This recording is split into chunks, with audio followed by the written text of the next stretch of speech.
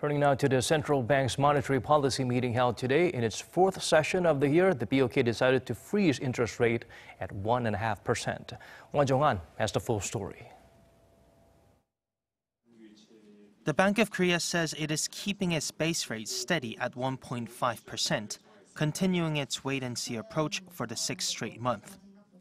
The unanimous board decision was widely expected, and the bank forecasts the domestic economy to continue its current strong growth trend for the time being. The board judges that the solid trend of domestic economic growth has continued as consumption and exports have shown favorable movements, although facilities investment has slowed somewhat.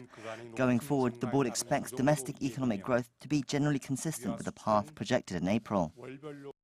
With the interest rate freeze on Thursday, South Korea's interest rate remains lower than the U.S. rates for the time being, which could push the BOK to raise the base rate in the second half of this year in a bid to keep up with the U.S. Fed's rate hike, possibly scheduled for next month, with the Fed also expected to raise rates again later in the year.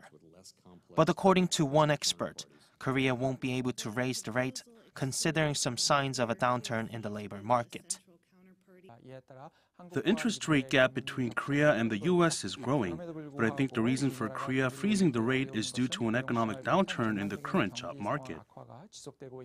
Despite Parliament passing the extra budget bill this week, the central bank lowered its estimates for job creation to 260,000 from a previous projection of 300,000.